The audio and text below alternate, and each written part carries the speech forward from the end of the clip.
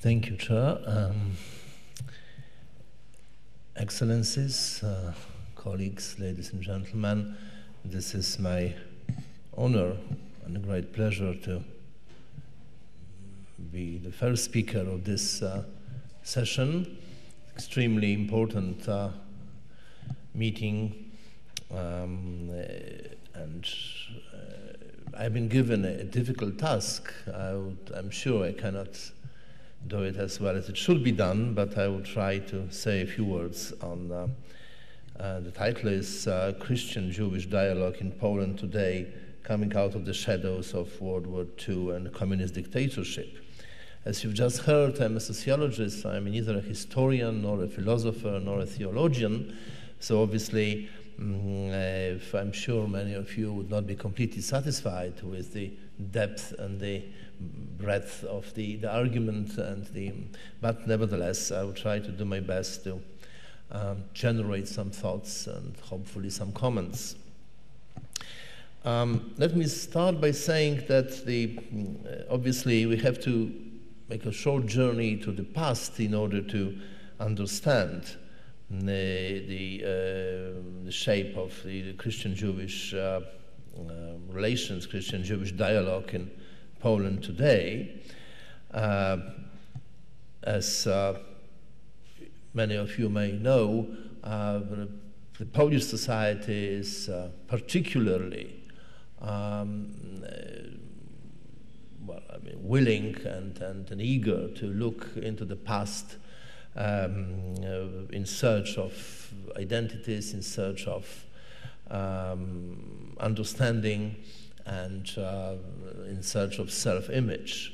The present Christian-Jewish relations in Poland have their roots in the pre-modern times of the First Polish Republic, Republic of the Nobility, which ended with the partition of Poland in late 18th century. The numerous population of Polish Jews occupied ethnic enclaves excluded from the mainstream society, in which all the wealth, power, and privilege were monopolized by the nobility class, which was large, 5 to 10% of the Polish population, according to different sources. The majority of the society, however, were peasants, deprived of power, impoverished, and oppressed by serfdom. Towns were small, poor, and underdeveloped, marginalized by the powerful nobility. There was little option for the Jews to assimilate or integrate in the Polish society, especially that it was ideologically dominated by the Roman Catholic Church, particularly since the period of Counter-Reformation. However, the Polish Jews were able to protect their relative cultural autonomy. They cooperated with the nobility as traders and innkeepers, but were seen by peasants as dangerous exploiters and cultural aliens, the image constructed to some extent by the Catholic Church. If I emphasize the fact that towns were underdeveloped in Poland, it's because there was relatively little opportunity for minorities to integrate through wealth or education, as it was the case to some extent, to a large extent, in Western Europe. Modernity in the Polish ethnic territories was, as everywhere in Europe, characterized by mobility, increased competition, and breaking of ethnic boundaries. Some Jewish people tried to take advantage of social change and integrate in the modern society, coming out of the ghetto. But in Poland, modernity was also a period of partitions, the absence of Polish state, Polish citizenship, and the time when the modern Polish nation was constructed according to ethnic principles. The ethnic model of nation is based on shared culture and mythologized common origin, and it tends to exclude cultural others. In the absence of a sovereign Polish state, categories such as citizenship, the political community, civil society were not bound up with national identity. Till now, or at least till very recently, for Poles, the nation has been the historical shaping of a cultural community divided by cultural, above all linguistic and religious boundaries from other peoples, regardless of how the political borders run. this concept of a nation as a cultural community rather than a political community is very characteristic for Polish political culture, and it has been expressed by Polish philosophers, sociologists, those people who reflected on a nation.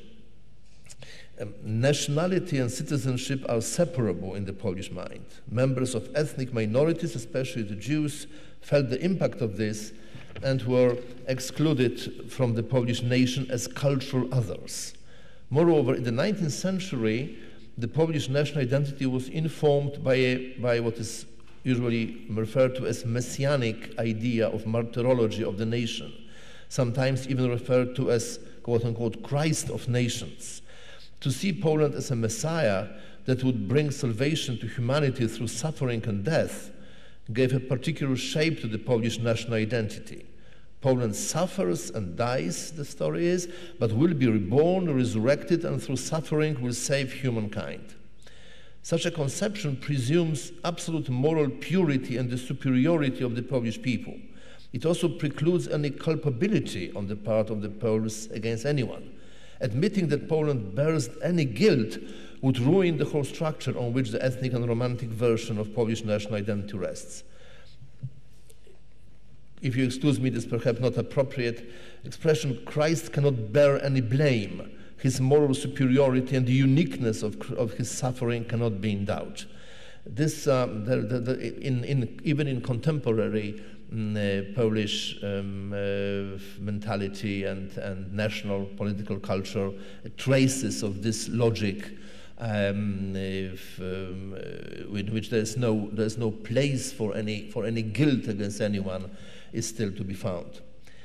The interwar period was dominated by the effort to consolidate the Polish nation, in which two options were in conflict. The nationalistic one, represented by the National Democracy Party, which argued for the construction of an ethnic nation excluding all minorities, and the second option, a federalist one, represented by Józef Piłsudski, attempting to recreate a multi-ethnic Polish society, but with a real domination of ethnic Poles. Towards the end of the 1930s, especially after the death of Józef Piłsudski and perhaps under the influence of radical rightist ideology mixed with traditionalist Roman Catholicism, militant nationalism combined with anti-Semitism was increasing, characterized by various attempts to discriminate against Jews, including the university discrimination and so on. The World War II was a time when the Holocaust happened largely on the Polish soil. It has to be said that many Poles, also those with anti-Semitic prejudices, tried to help Jews in spite of death penalty which was imposed by the Nazis for such deeds. Many Poles were later honored in Yad Vashem. On the other hand, many, perhaps more Poles, collaborated with the Nazis against the Jews one way or another. Facts and figures concerning the proportions here still remain subject of scholarly debate. The majority of Poles, especially in big cities, remained indifferent, passive witnesses of the Holocaust, partly because Jews were generally seen in Poland as not belonging to the Polish nation. Here, the absence of the concept of a civic nation, the domination of the ethnic concept of the nation has a tragic impact. Jews were seen as aliens, as strangers, as them, not us. Those people who tried to help the Jews did this for humanitarian reasons, trying to stop human suffering and prevent genocide. But the Jews were not saved as members of the Polish national community.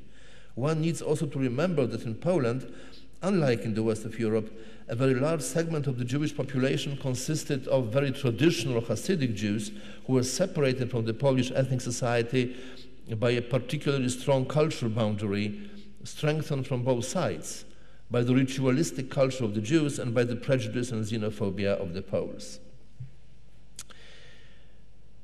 The most tragic and the darkest moment in the history of Polish-Jewish relations came after the war. That's how I see it, at least. I think that this period is the darkest moment of Polish-Jewish relations, when Jewish survivors, few as they were, came back to their homes to regain their property and to start life again.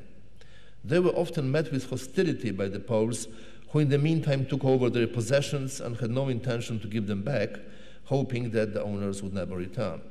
These facts were described in detail by Jan Tomasz Gross, the author of 3 books which stirred a lot of emotions and comments here as well as elsewhere.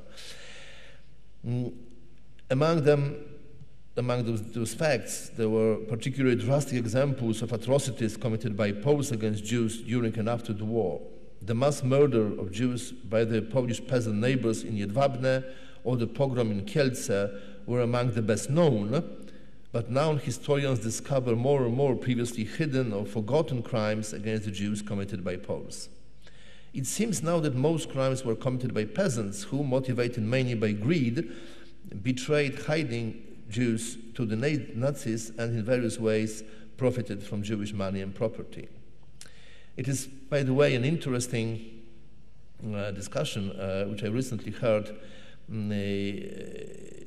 that perhaps the fact that most of those crimes were committed by the peasants resulted in the ignorance of those facts in the mainstream opinion-making Polish educated community. It is interesting that at the beginning of the 90s, when in Poland the reflection of the Polish-Jewish relations, and especially the Holocaust time started, it was mainly the debate of why Poles remained indifferent, why even those who could do things to prevent genocide, only some did something and many didn't. But there was very little reflection on the actual crime committed by members of the Polish society against the Jews. It was not part of the collective memory of people in the cities, in towns, the intellectuals, the educated people, the upper classes. It was more, this is for historians, of course, to determine the actual facts and proportions and to interpret. But there is a new development in the Polish thinking, Polish reflection about those times. The moral sense of guilt was largely eliminated by the perception of Jews as aliens and by the ambiguous position of the Roman Catholic clergy, who did not send a clear message condemning those who committed crimes against Jews. There is, of course, again, the subject of discussion of what was the position of Roman Catholic clergy, of Roman Catholic bishops, who said what was done, what could be done, what wasn't done. Among many excuses found to justify persecution of Jews were various stereotypes presenting Jews as practitioners of outrageous rituals involving murder of Christians and general conception that Jews were not to be trusted. In fact, various stories presenting Jews as murderers were very much alive among the peasant communities in Poland. I don't know the situation in recent years, but the sociological studies in which I personally participated about 15 or 20 or maybe less than 20 years ago revealed that among those people who were old enough to remember the Jewish presence in Poland, there were still those stories how Jews obtained blood which was necessary to Christian children blood necessary to bake matzahs and things like that. And interestingly, in many interviews which were conducted with those people, we were never found anyone who actually presented him or herself as a witness. The usual story was, yes, I know it's true, I've never seen it, I didn't see it myself, but it was a story given to me by an eyewitness who was completely trustworthy, who unfortunately is not alive anymore, but who never lied in his or her lifetime, so I can trust him or her completely. So nobody wanted to take a personal responsibility for the accuracy of this statement, but nevertheless presented it as the truth. I don't know, I must say, what is the situation today, to what extent those stories are still believed to be true. The fact that there were some Jewish individuals at the beginning of the communist period joining the power elite and secret police of the communist establishment was seen by many Poles as yet another proof the Jews were not to be trusted, and that they had never been true members of the Polish nation, but strangers capable of anti-Polish sentiments and actions.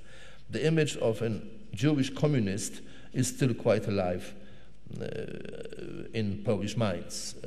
This is the combination is very often you can see, for instance, in internet fora where people speak, where people express anti-Jewish or anti-Semitic sentiments. There is this syndrome of Jewish communist, sometimes, quite often, in fact, combined with Masonic. A Jewish Masonic communist is something that, of course, I don't think, and people who use this concept go deeper into it and try to understand what it really means. But this is kind of the way this negative sentiments are often expressed. Poland under communism was, as you know, an ethnically homogeneous society, and largely remains so even now. The unity of nations, the unity of nation in the ethnic sense was seen as positive. It was supported both by the communist elites and by the opposition, including the Roman Catholic Church. The idea that the nation should remain united because then it is strong. After the 1968 anti-Semitic hysteria, among all the remaining Jews were forced to leave Poland. What followed was an almost total silence in the public sphere as far as Jews and their place in the Polish history was concerned.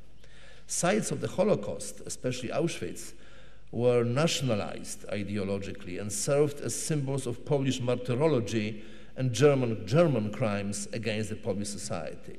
This is how the Holocaust was represented.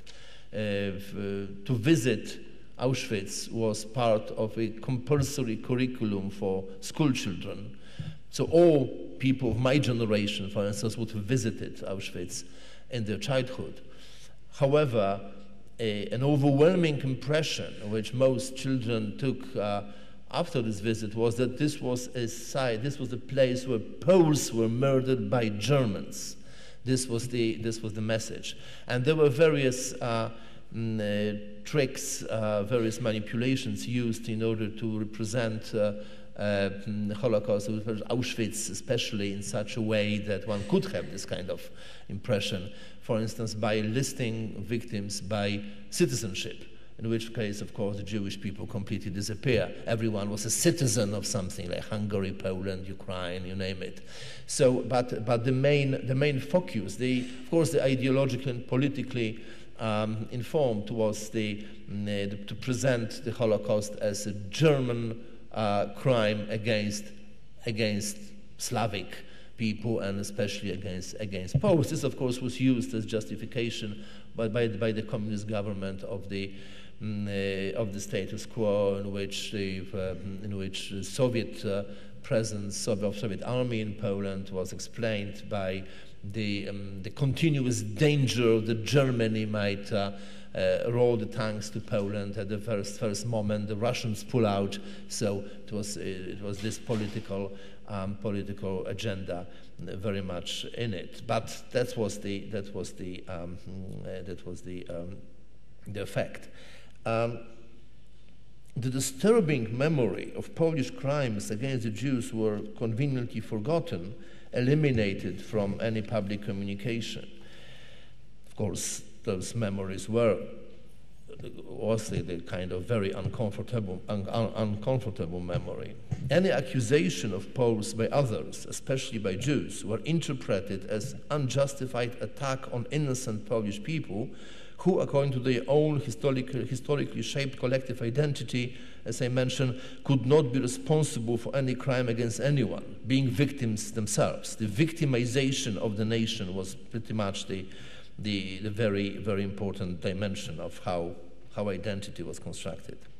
It seems that Poles, not being able to accept their own responsibility for other people's suffering, also find it difficult to accept that others could suffer more. Poles build their national identity on martyrology, on collective suffering, and it is a problem for them to recognize suffering of others as greater. This, of course, causes problems in relations with Jews who also build their identity on unique suffering. Another problem which influences Polish-Jewish relations is that Poles brought up in the communist-dominated Poland generally have difficulty in dealing with others, not just ethnic and cultural others, but with otherness in any form. This is a legacy of decades of cultural homogenization and elimination of pluralism from the public sphere. This is the issue which recently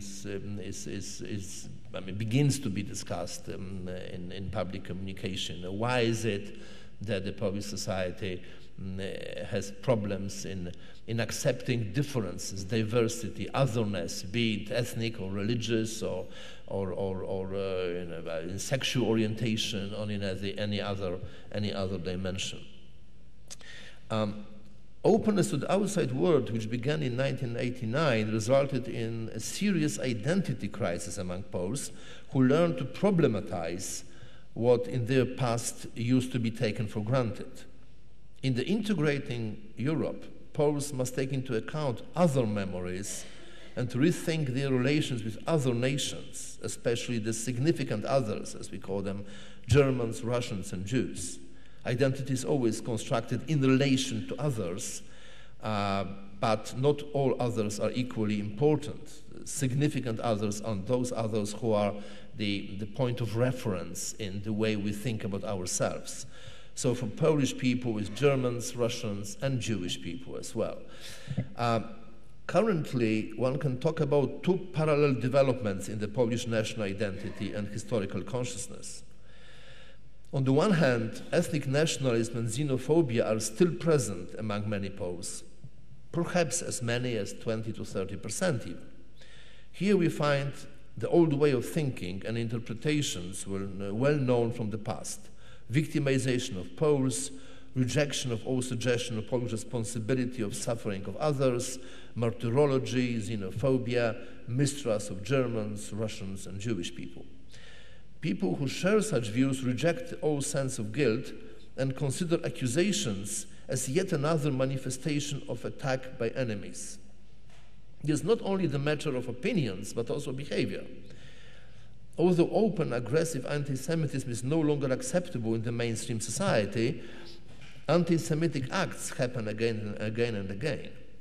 To call someone a Jew is not a compliment in Polish, and internet fora are full of anti-Semitic statements. In fact, when I'm asked whether there is anti-Semitism in Poland, my answer is that unfortunately there is still much of it, and I say that I would only accept that the Polish society got rid of the anti-Semitic sentiments when, if one is called a Jew, one reacts with surprise and not with, and is not appalled by the suggestion or by the as it's called, an insult. You know, if I say, well, if I call you a Luxembourgian, nobody reacts, you know, with hostility. If I call someone a Jew, the reaction is, I mean, it's seen as an offense. Nobody asks why a Jew, but it is seen as an insult. So it may be, of course, a linguistic problem, but it is an important issue here. I mean, in Cracow, in this very city, there are two football teams, of course, very not only competing but hostile to each other, and fans of both, of course, use various symbolic expressions of hostility, and there is one which is often referred by another as Jewish people, Jews. So one can say, well, it doesn't matter, it's just a name, but it's just an accidentally chosen name. It is not, they don't call each other, they don't call them Portuguese or Danish or anything like that. They call them Jews, and it is seen as an insult. We had This is something, of course, which is widely commented in the press recently, but still, it is a fact.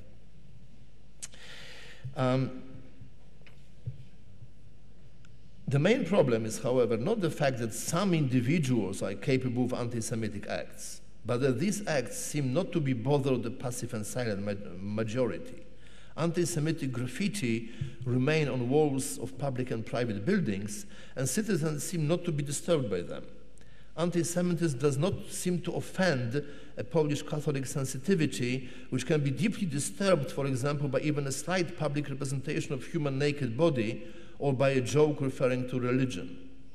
One could wish that the Roman Catholic Church, which is responsible for so much of the old Jewish sentiments and stereotypes in the Polish society, sends a clear message condemning anti-Semitism. Of course, there were many strong statements of the kind, one has to admit this, but the Church in Poland does not speak one voice on the issues of anti-Semitism and ethnic prejudices as it does on other issues, for example, on sexual morality. On the other hand, there's also another development in the Polish society, which consists in reconstruction of the Polish collective identity in a more open way, with a new, broader European frame of reference, taking into account other people's views, more ready to engage in dialogue and negotiation.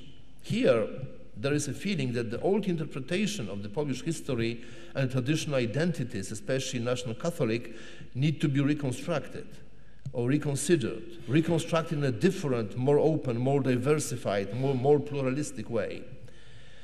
Especially young people feel identity crisis, while not all respond to it in the same way.